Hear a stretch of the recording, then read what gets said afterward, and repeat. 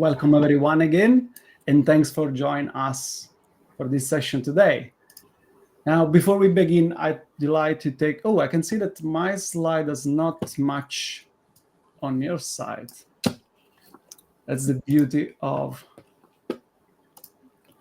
Be Live. Okay, it works now. Perfect, let's see.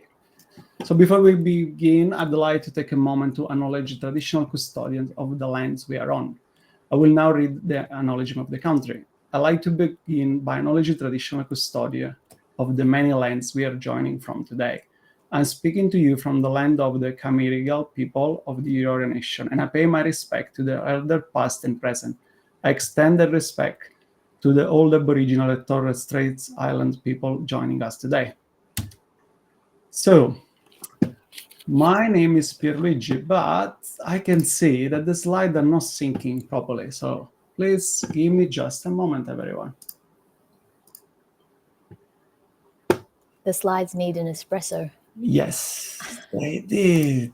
Okay, we try again, okay? So my name is Pierluigi, and I'm the design manager at Service New South Wales, based in Sydney, Australia. A bit of background about me. So I started studying car design and computer science, which shaped the way I think about creativity, system, and user experience. Over the past 15 years, I've worked across startups, scale-ups, and government, leading cross-functional teams and helping building digital product used by millions. I've worn hats in engineering, product, and design, and I love working at the intersection of those disciplines to create what I define as a meaningful, inclusive, and practical.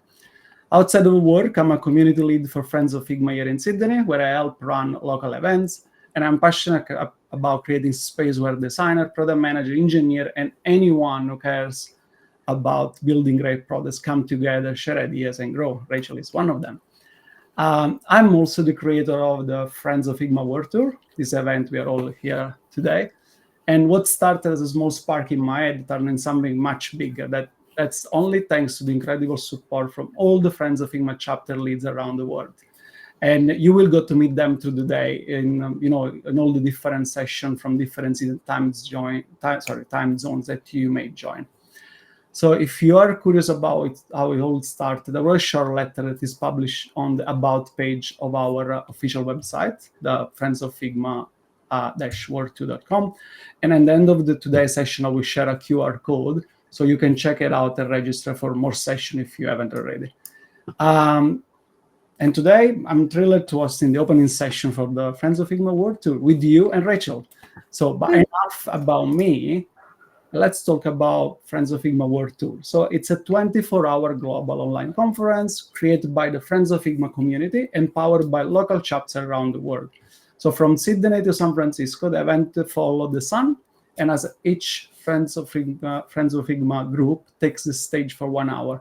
So it's a continuous stream of community-led talks, panel that reflect the spirit and creativity and challenge that each local design scene brings to it.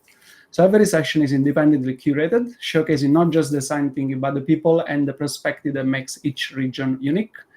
And this isn't just a conference. It's a global celebration for design, creativity, and community, and it's entirely led by volunteers.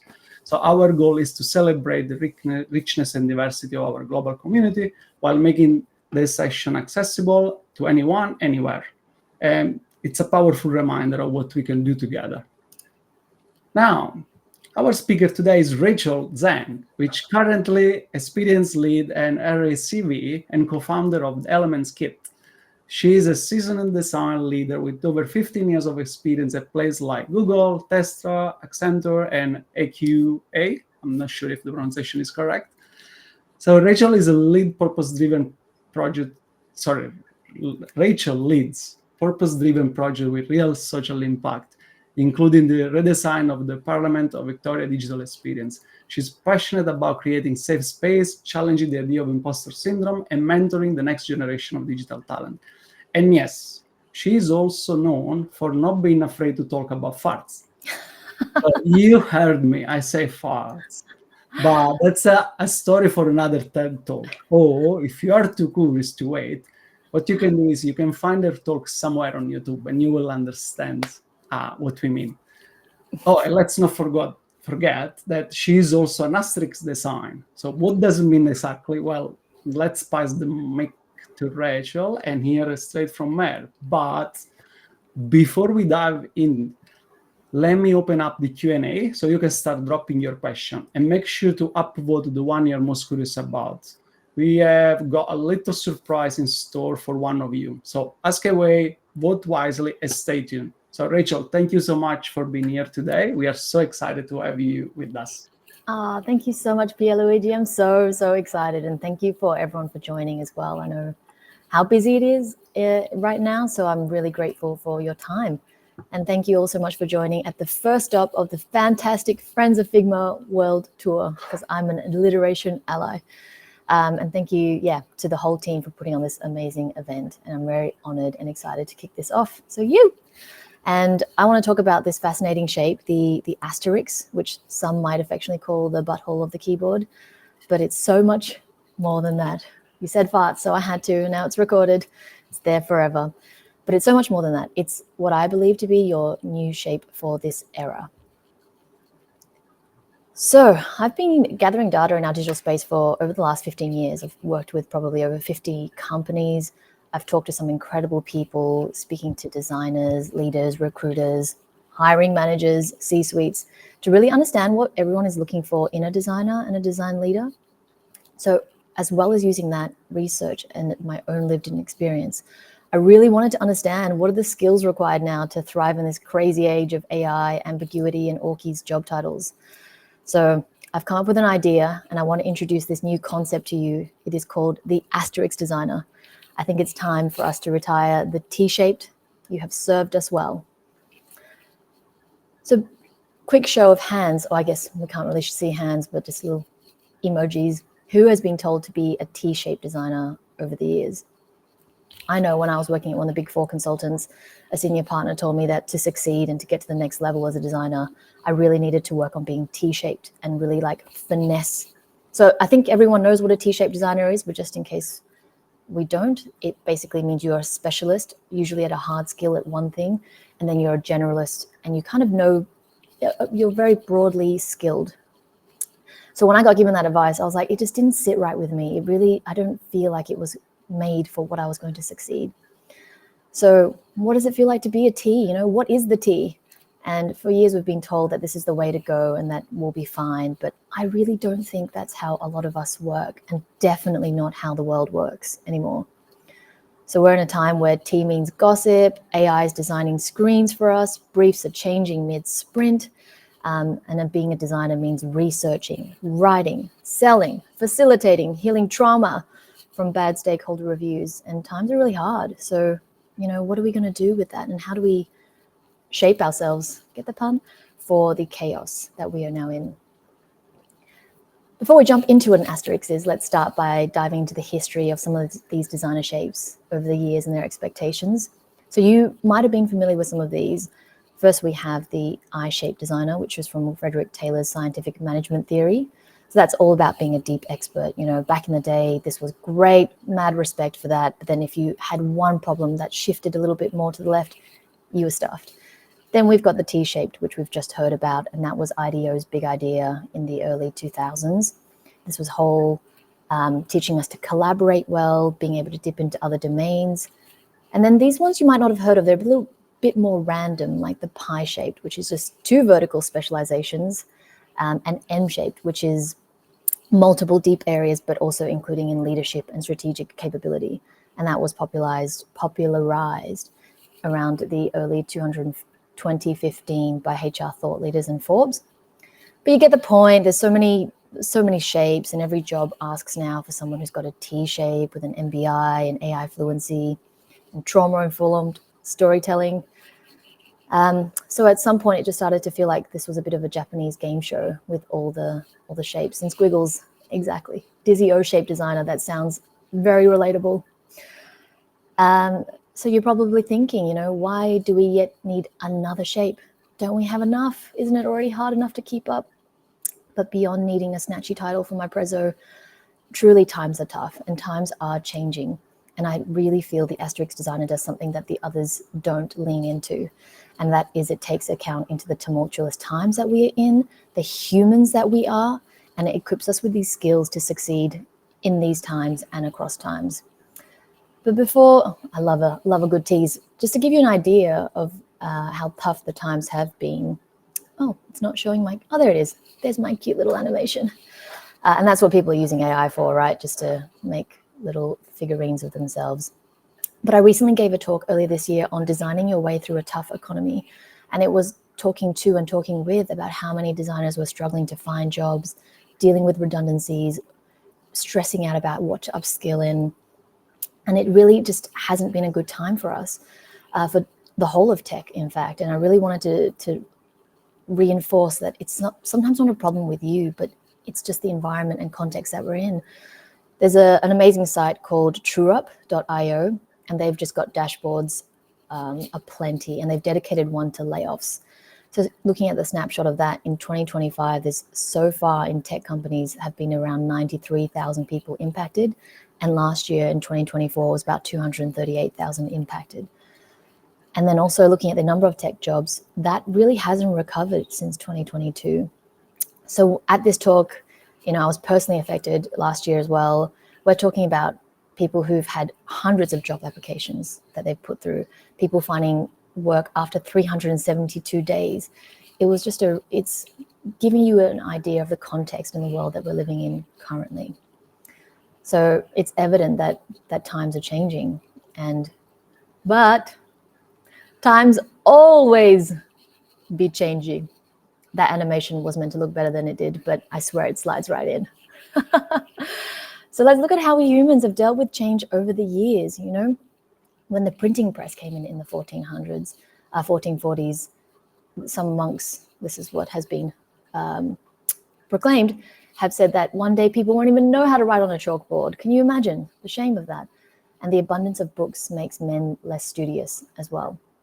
Then the Industrial Revolution kicked in the 1810s. The Luddites said, the machine doesn't tire, doesn't eat, and doesn't need a wage, so where does that leave me? And they even went in and set some looms on fire. So starting to see the pattern that's evolving here. And again, personal computers in 1980. Ken Olsen, the CEO of Digital Equipment Corporation, said there is no reason anyone would want a home in their computer. And imagine someone working in digital saying that. So what did we observe from that? I think as humans, there's always going to be a fear of change. I think it's very normal, it's very healthy and very rational to feel this way.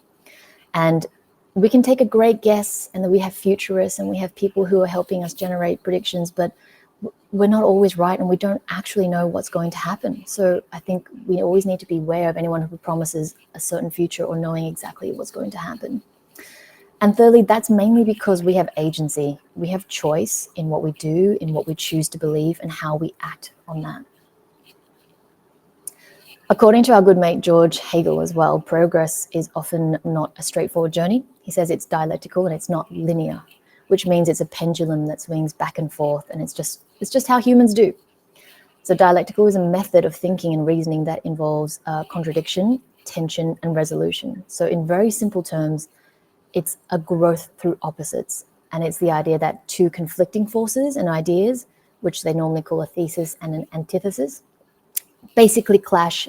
And from that clash, like a baby, form a new understanding, and a new synthesis is born. And this cycle just keeps repeating. So it can be very complex, it can be multifaceted. And he says that we really need to recognize that the setbacks and challenges are really part of the growth process. So embracing that non-linear perspective can lead to just us feeling a little bit more at ease, being more innovative with our solutions and ideas, and just help us navigate when times get a bit crazy. So for example here, looking after World War II, when Western societies, especially the US, really embraced this idea of stability, of material progress, traditional values, order, capitalism, and national pride. What came up out of that was the countercultural revolution of the hippie movement in the 1960s, where the emerging youth really rejected that rigidity and materialism and embraced peace, love, beauty, truth, and psychedelics and Eastern philosophy. And when that clashed, what we had as a synthesis was yoga and meditation became wellness trends.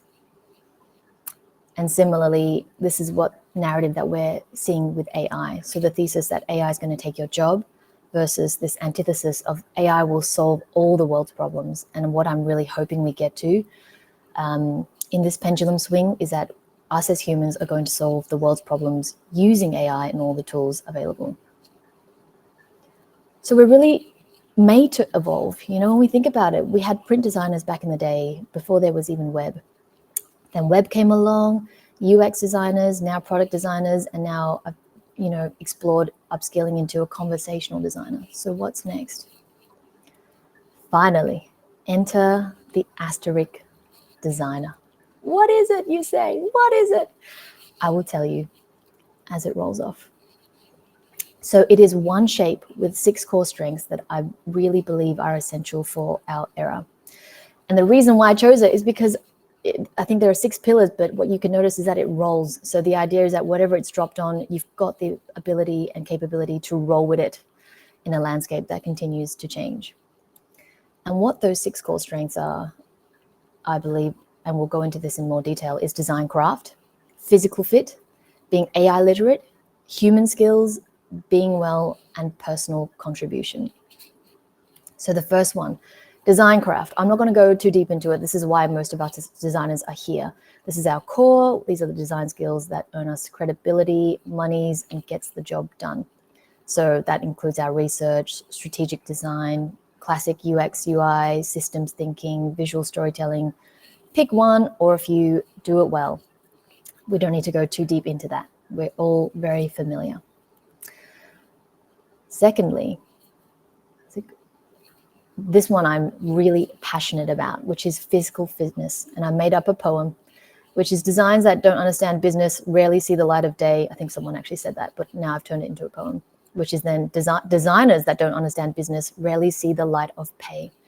So we've really got to respect monies to allow money to flow in. And I'm always so grateful. I think, Pierluigi, you organized that other Friends of Figma event in Sydney where I got to meet Greg Hodson from Atlassian, the head of design at Atlassian. And he taught me something that really resonated with me to this day, and I really use it. So he said that our design decisions or features that we're working on were made by someone, by a CFO or someone in the C-suite at some point, based on the idea of either increasing revenue, reducing costs, streamlining processes. So whatever we design really needs to be a solution that matches their outcomes. So for example, I've worked at teams where it's a real prerequisite for all the designers before we even start work on a piece that's been briefed into us is to ask, how much does it cost? What benefit will it generate? What metric will be measured against for success? Is it worth the investment? And I really like to think about the company's money as if it was my own, and if whatever we're working on is a good investment. And just to drive it home, I find this so compelling. Another friend of mine was the head of UX, leading a team of 25 at one of the big 4 banks a couple of years ago. And he saw a big restructure / redundancies coming in. But he was super prepared because he understands this value, and he had been collecting all the numbers and metrics and values that the project and that his team have been working on across projects. So he was able to really clearly identify and articulate that, took that up to management, showcased, made his business case, and his team was saved. So I think it really goes to show as designers, we need to understand the value that we bring in, and being able to communicate that is really important. What he also left with me from Greg was he gave me some great advice on avoiding trigger words. So when you're speaking to any C-suite or presenting, what you want to do is avoid these design trigger words. So don't say things like, oh, it improves usability, it's more engaging, we want it to be, it's got better information hierarchy, the users won't like it. No, we need to speak to financial impact. So make sure that anything you suggest is backed up by why, and that includes tapping into reducing drop-offs and increasing conversion. This new feature boosts retention and LTV. This change is going to drive trust and have higher customer satisfaction. If we improve this, there's going to be fewer support tickets, which is going to result in cost savings. The friction here that we've identified costs us X per user. So as you get the point, you start to understand the value of what you are creating.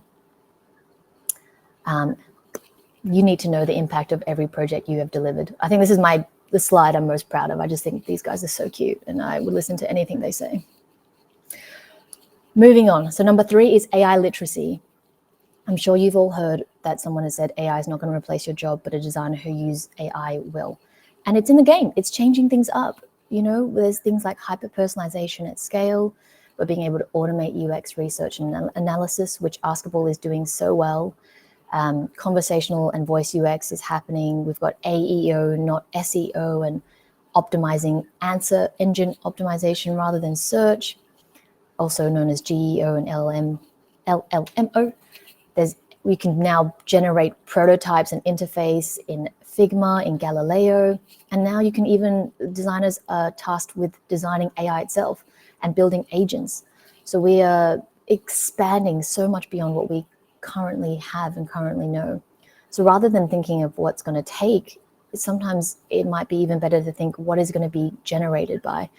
So I asked ChatGPT to give me a few sources of what new jobs were projected in the market. And it's mentioned that prompt engineers is going to, I think the global prompt engineering market is currently valued at 200 million in 2023 and projected to reach 2.06 billion by 2030. There's AI interaction designers, design strategists, design ops leads, UX writer. And if you have worked with any of these AI tools, you absolutely know there is still work that you do alongside it. There's never a prototype that you've generated that is going to go straight to market, or copy that you've written that is going to work. So rather than taking that mindset of, oh, it's going to take it all, just think about where can you bring value into the new problems that we're going to be creating and solving. And also, according to the LinkedIn Work Change report in 25, 70% of job skills are expected to change by 2030. Remember back in the day in 2000s when Zumba dancers teachers weren't a thing? There's opportunity there. So let's get learning as well. And one of the other things I'm really passionate about as well when we're working with AI and building in AI is I want to be on the right side of history. Let's consider the first, second, and third order consequences that are occurring as we build. So I think designers we're so responsible. I don't say we're responsible, but I think it's so important for us to create responsibility about the ethics of what we design. Like, this is my personal chart of what I believe is on the ethical side and non-ethical side. I'll take you through a few of them. You've got the amazing Khan Academy, where they've built Kamigo, which is a learning coach and helping people learn with really carefully engineered guardrails to avoid that cheating or just copying and pasting and misinformation. That's been amazing. Proton, I believe, is using privacy first company, using AI to really carefully spam filter and threat detection. And then on the other side, it's such a shame to see, but I think Amazon also built an AI that favored male candidates that penalized resumes with women in them. They've scrapped the tool now after it obviously showed bias, but why was it built in the first place? And then Girlfriend AI, I can't even, I'll have to dive into this with you guys.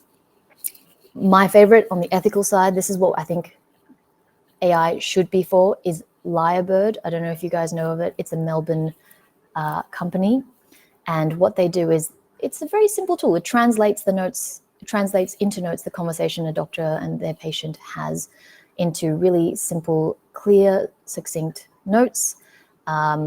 Creates reports, creates letters, generates all the things that you need to, so that doctors can spend more time being present with the patient, talking with the patient, connecting with the patient, and really understanding how to help the patient. And I really think that is what the purpose of AI and these tools are for. On the opposite end of the spectrum is Girlfriend.ai. I think this is Vom. I mean, you get up there, you find the AI girlfriend that you want, you pay a subscription, and then you build a relationship with a bot. I mean, if you know, I'm sure you've heard about the male loneliness epidemic that Professor Scott Galloway is very passionate about. So look that up if you're interested. But this is fudged, you know, like this is where it's building that disconnection from people and taking us away from being together and creating more loneliness. Anyway, this is, yeah. So when we are designing, I really want us to be careful and working with AI to think, what are we generating? What are we creating? What are the first, second consequences that are going to occur from us doing this. Moving on, sweet segue into human skills. We are relational animals. So let's make being relational great again. You know, we're meant to be communicating. We're meant to be adapting with each other. We're meant to be problem solving, having emotional intelligence, knowing how to manage conflict, knowing how to lead, manage our time, be creative. All these amazing things, teamwork, self-motivation. This is not the time to forget them. So just a brief history on soft skills. I think some of you might know this already. I rant about it all the time. But after World War II, or actually during World War II, the US Army, this is during their training, and realized that technical ability wasn't enough for mission success. So they understood skills like communication, leadership, teamwork, and adaptability, which didn't involve the machines, such as like, you know, the tanks, the guns, the artillery. These skills were much harder to measure, but they were incredibly critical in keeping units cohesive and effective under pressure. So just to create this binary, all the hard technical skills, which is using artillery, machines, your tanks, against what these other skills were. So they just called it soft to create that binary. And that was later formalized in 1972. So it's got a bad rep, you know, it's so important. But nowadays, I think it just gets seen as a nice to have soft skill that, you know, is more feminine. And the Army War College, who have been doing decades of research, still come out with self-awareness, and soft skills continue to be a requirement for effective leadership at every level. And even that, we have decades, hundreds of years of research that show you that good leadership, effective humans have that high self-awareness. Even Socrates dropped that bomb of know thyself. And this is another great slide that my manager Pat sent me, which is really great, from Susan David, that shows us what actually really matters, not to work on those hard skills, but more so on our soft skills and being able to regulate ourselves, be authentic, have values that are aligned with how we respond in everyday life. Professor Richard Hackman, he's a leading research expert on teams. He was really, really passionate about this, and he spent half a century studying teams. He teamed up with this lady called Anita Woolley to study what made teams the most efficient and intelligent. And the surprising result is not actually having the smartest people on your team. They studied like sports teams, corporate teams, people out in the field, and to understand what was the single factor that made them thrive. And they saw that a certain type of group that excelled at whatever tasks were thrown at them and outperformed all others were the ones that had pro-social skills. So in other words, real team players. And the best teams that have the most team players excel at collaborating with others. And I think if you reflect on any of the times that you've worked on amazing projects for amazing teams and think about what that dynamic was like, I think it'll resonate with you and you'll be able to identify that team player energy. If not, I'm super keen to hear. And then also there's another great study I'm sure you've seen as well from Harvard Business Review, where they studied what people were really using Gen AI for in 2024 and then comparing it to 2025. And it's a little bit small, but from number 2 to number 1 is therapy and companionship. And I think the reason we're turning to machines is because we're starting to suck at these human skills. So there's a time now more than ever to be investing in them and getting along. And I'm sure you guys have seen more recently that study from MIT about how 83.3% of ChatGPT users could barely quote a single sentence that they wrote just minutes earlier. There's a drop of 47% in neural engagement in the activities, which is the lowest ever. And all of this is not saying that AI and ChatGPT is bad.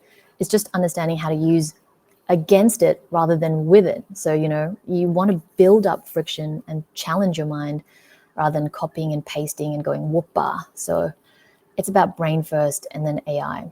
And it also adds to the antithesis, you know, that we were talking about before, that pendulum swing that's starting to come into effect.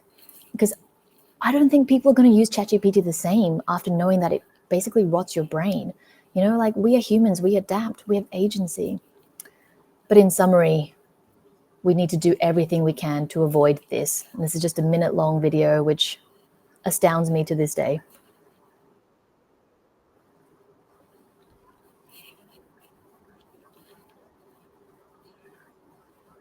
Oh, can you hear it?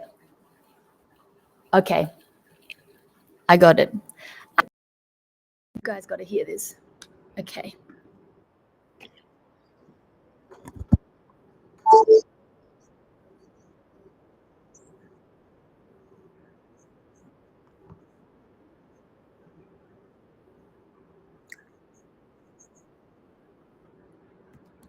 Oh no, does it not work?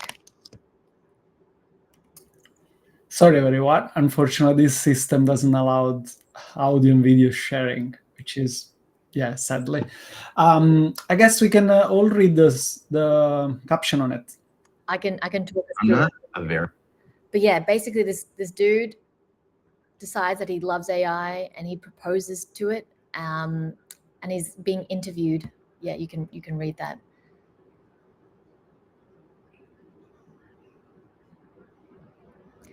If only you can see you can hear the self-denial in his voice.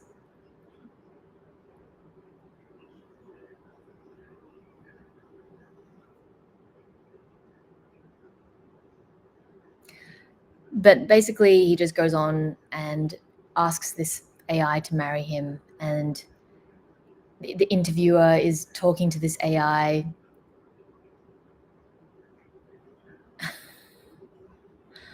It is really sad, Joyce. Just wait for it. It gets worse. This exactly. AI is setting me up. And look at the way he laughs. Like, that's not real connection. This is wild. And this is where I was like, this is a mic drop. He is married. He has kids. What is going on? And he's making his wife feel like, anyway, this is where it blew my mind. Anyway, thank you for rolling around with me on that one. To round that out, that's what we need to avoid. And on the fifth point is wellness. So burnt out designers don't influence diddly squat. And I really believe the best work doesn't come from urgency. It comes from clarity. Yeah, exactly. Where's the big red flag guy? Designers know that their energy is part of their toolkit. So if we want to create well, we have to feel well. And, you know, what is wellness?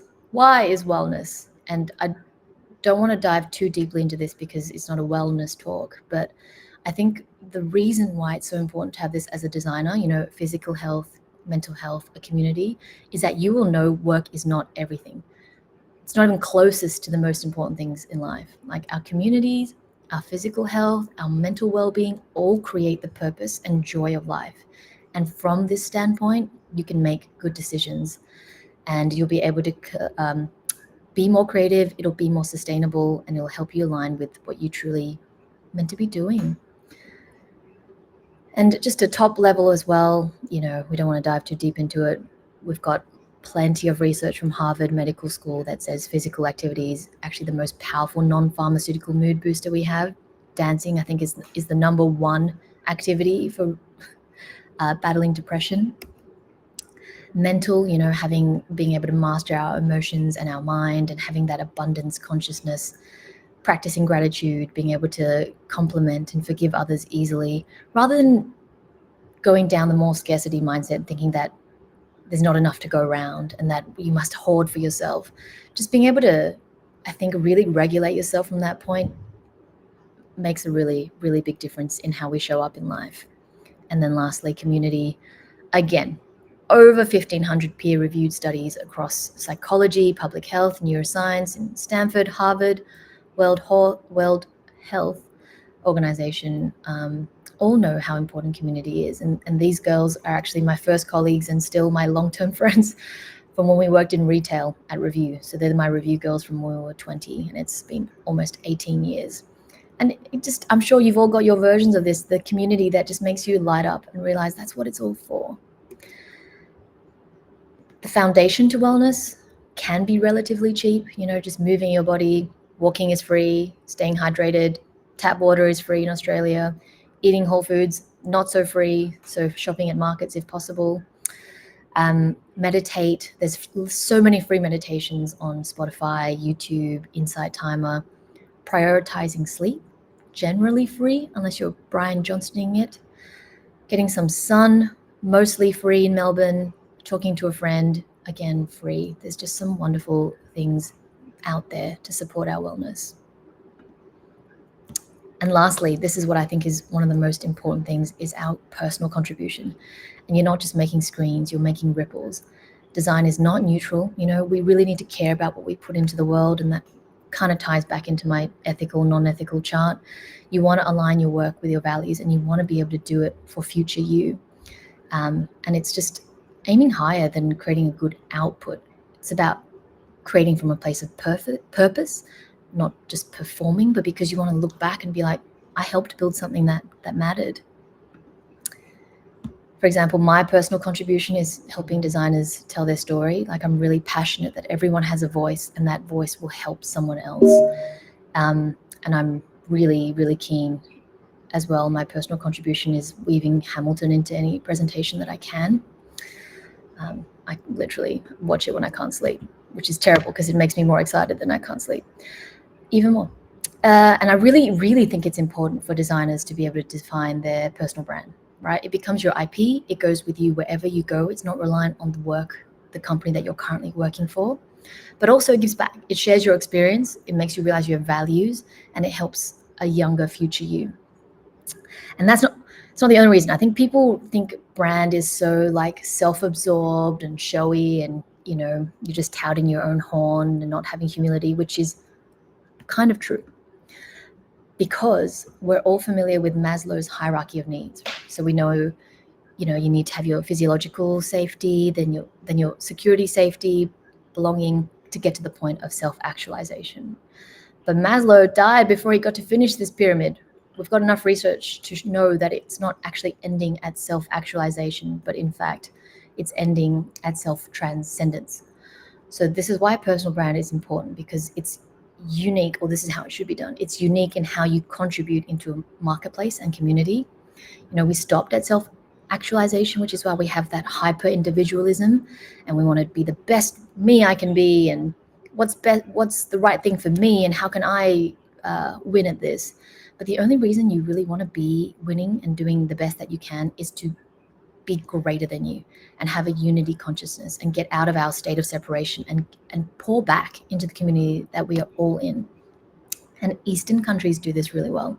At Design Outlook, we met with the head of design at Grab, and he said something that really stuck with me as well. He said, we don't design for a user, we design for relationships. And that is so true, as we start to see that evolve more and more. And that's where I would love us to get to. So just to round it out, it's one shape, it's 6 core strengths. It's built for trust and range and adaptability. And as you can see, what I've done is breaking it up into hard skills. And I think these are interchangeable. These will change over time. And that's your design craft, your physical fitness, your AI literacy. But I think your soft skills are irreplaceable, and they absolutely will carry you everywhere you go, in work, in life, in friendship, in relationship, because we're just humans. And humans need to get along with humans. So that's human skills, wellness, personal contribution. Bringing all that together is just going to make you a better leader. You're going to build better design communities. You're going to create more retention, have more general well-being, happiness, make good choices, and create better designs. So the Asterisk Designer isn't just a shape. It's a signal, it's a stance, and it's a standard. And to be one is to be able to not just make things look good, but work beautifully with your design craft, be physically fit, so fluent in your value, in impact, and business reality, having AI literacy, so using tools without losing your voice or your brain, having human skills and being able to lead with empathy and trust, and make friends. That's really, really important. Wellness, so being able to regulate yourself so you don't burn yourself out or numb yourself out. And then personal contribution, building something that's successful, that matters for all of us. So I don't think that the future is machine-led. I think it's human-led, and we're entering an era where we're not being replaced by machines, but this is the most important time to be human more than ever. And as Asterisk designers, we have the ability to design the world. So what world will you design? And then to leave you with another good question is, out of all those skills, which ones are you really, really nailing right now, and which ones need work? And for me, definitely, I've got a few to work on, like physical fitness. But yeah, don't we all have things to work on?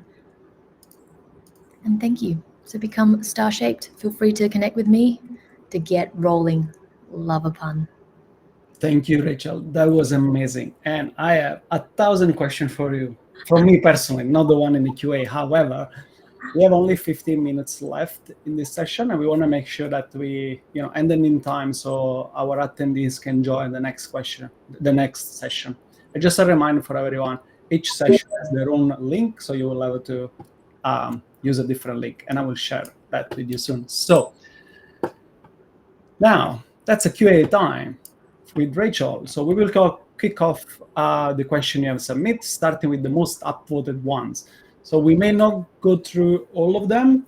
So if there is some you really want to get answered, make sure to give an upvote. So that will, be prioritized. And just so you know, the best question will win a prize. So how do we pick the best one? Well, that's up to Rachel. She will be the judge. So it's really up to how she feels, what resonates with that. So Rachel, hold on and pick until we have gone through as many questions as we can in the time we have left. And I'm going to need 5 minutes at the end of this conversation. So we have only 10 minutes to answer questions. So let me, and I will share a different slide when we are ready for it. So you all will know that it's time for the prize. So let me stop sharing. Let's put now anyone that speaks will get bigger on your screen. Let's start with you, just between you and I, Rachel. I won't unlock everyone else.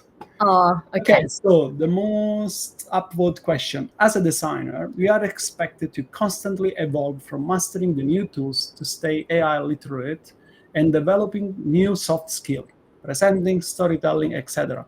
How do we keep up without burning out behind walking, meditation, or sleeping more? It's so interesting, isn't it? Sometimes we see doing those things as more things to do. I think having your pillars of wellness is what gives you energy. So I think always prioritizing your health first and foremost, from my point of view. If you can, getting enough sleep, moving your body, connecting with friends, that I find gives me more information, gives me more energy. It doesn't actually take energy. If there's an exercise you're doing that's taking you energy, it's probably not good for you. Or maybe, I don't know. I always think there's maybe not taking energy from you. If there's an exercise that you're doing that you hate, that might be taking energy from you. Or talking to a friend that makes you tired might not be the right friend for you. But finding those right core wellness inputs and outputs, energy transactions, as I like to call it, that make you feel really energized is one way to charge the battery. And then in terms of what to work on first, I mean, it's a really good question, and it's twofold. One, what does your business value the most? So if you can talk to your manager and ask them, hey, what's the most thing what am I doing now that's adding the most value? Or what could I do to add more value? Then you understand what's going to make the most impact where you work, if that's where you want to get ahead. And the second one is what interests you the most to work on. That's always going to get you a bit further. I really think having a well-rounded skill set in all of these things are important. The order, not necessarily so much so. It's driven around by the context that you're in and what drives you. But yeah, for example, we get 2 hours to play with AI per week, which is absolutely amazing. And so I just let whatever I find interesting drive that, which is, learning about how people are creating small businesses. Whereas someone else might find optimizing for search in answer engine optimization the most interesting, and therefore go down that path. Thank you, Rachel. Let's quickly go to the next one. So next question from Efren Rivera. There are actually two questions. How would you describe the role of a sustainable UX designer in the digital world and AI wave? And the second one is, last week I had the experience of attending a design conference in Melbourne. I'm assuming it was the Outlook. There was a speaker discussing how to make AI trustworthy, and I feel that I want to learn and hear more insight from seniors and leaders. So From your perspective as a leader and designer, how can we create trustworthy AI in different products or projects we work on? Such great questions. I can't remember the first one, so I'll answer the second one first. I think it's really important to do our research. I've done a bit of study in ethics, and I think just understanding how ethics work and creating a framework, I think it's really important to make that something that is communicated and visible as a value inside in your workplace, especially by leaders. And I think we need to take on that responsibility to drive that, so that we're making sure as we get excited with AI and start building, that we have these brand guidelines that are backed by studies. And yeah, it really, I think it's difficult as a design leader because you want to make sure it's about self-accountability, and you really need a design leader who has that accountability to be able to stay and stick to what is ethical. But yeah, I really want to say a lot about that, but I'll keep it short. I can see Pierluigi. Time goes, you cannot stop it. So the other question my friend asked was, how would you describe the role of a sustainable UX designer in a digital world and AI wave? What is a sustainable? I would love to know what a sustainable designer is to you, Fran. Okay. In the meantime, my friend, you put in the chat, now in the Q&A, what does it mean, and we will try to come back to you. So next question is Axel Estrada. What does it mean to have a team full of asterisk-shaped designers? Can we assume they're all specialists or generalists? How do we fill the gaps in our team and make sure we have got people with strong skill across the entire design process? That is also a great question. And I think an asterisk designer is someone that has multiple different strengths. The soft skills, I think everyone having is not going to dilute. I think that's going to make the team win. And then your hard skills, where your physical, that I think is a prerequisite. Everyone needs to have your design craft and your design craft and AI literacy can be where you really diversify and have that broader range of skill sets. So you still have people who are good at design systems, you still have people who are good at research, you still have people who are really understanding how to build agents in chat, conversational design. There's just such a wide breadth there. You're not going to be all stuck as the one.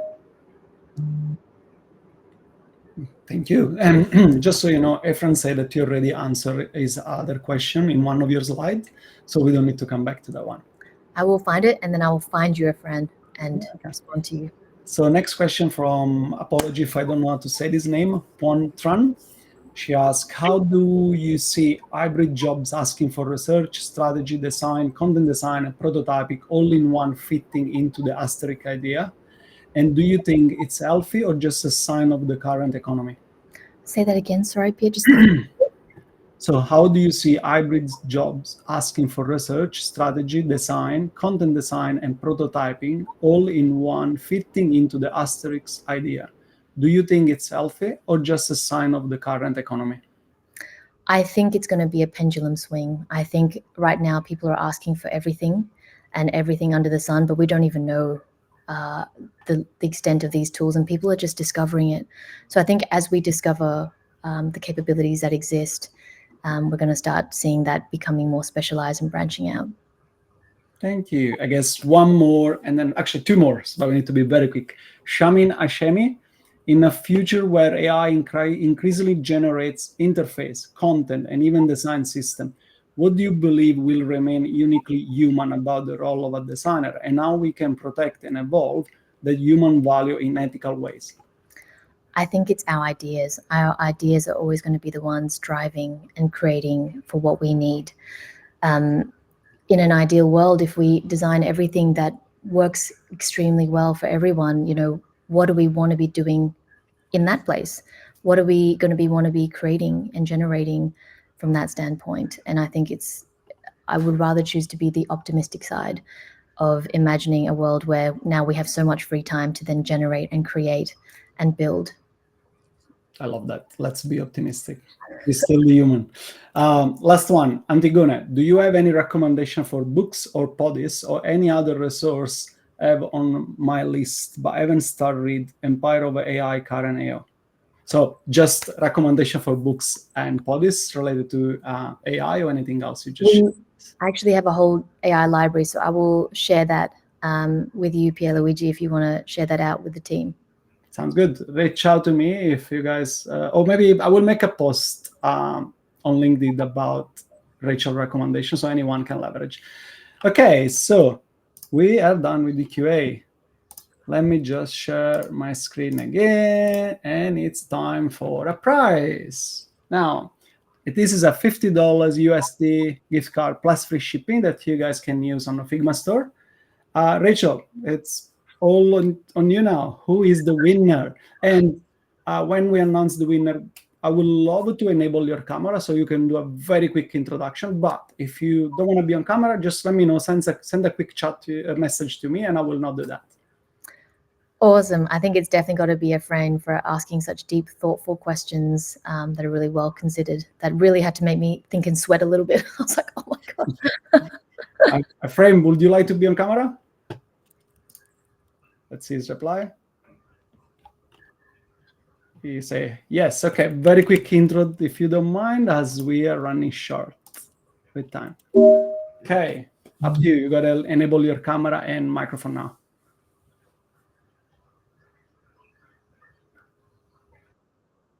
Yes, we can. Okay, this is surprising. I wasn't expecting that. Thank you.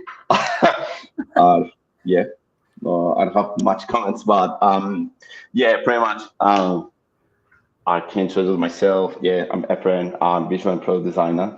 I work from one of the biggest consultancy companies in Australia.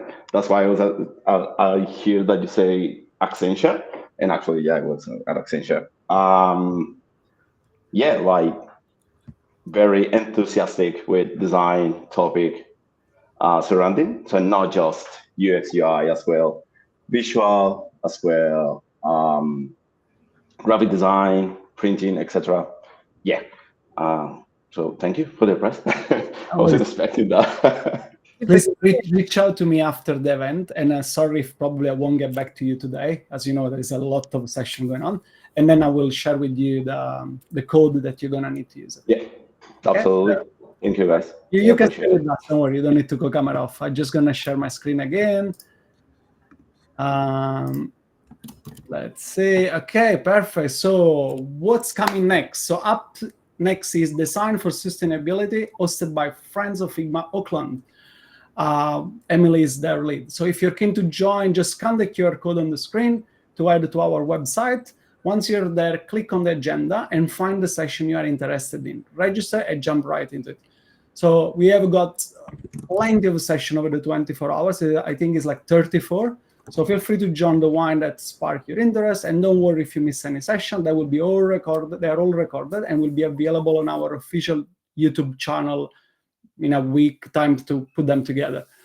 We will also share links on social, website, and everywhere. So you will be able to rewatch your favorite session anytime. Just please remember each session has their own unique link. So you will have to register for each one you want to follow.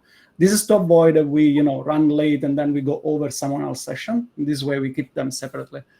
And then before we wrap up, we really love your feedback. This is an event made by the community for the community, and your voice will help us to shape even better the experience for next year. So please just scan the QR code. It's the same QR code in each session. So if you're following more than one, you don't have to keep answer. But if you want to change one of your answer, we have enable edit on it. So when you come back on your form, you're able to change your answer if somehow your perspective has changed.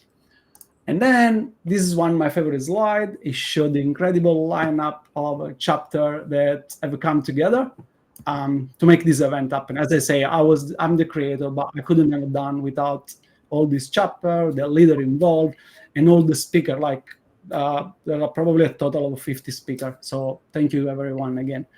And again, real impact that comes from people showing up, sharing, and build things together. And that's what this event is about. And finally, thank you so much for hanging out with us today. Big shout out to Rachel again, and all of you for being part of this session, and hope to see you in the next one. It's going to be a good one. Please don't miss it. Thank you all. Thank you all for joining. Thank you, Pierluigi, for organizing. Thank you. Bye, everyone. Have a good one. Ciao. Thank you, guys.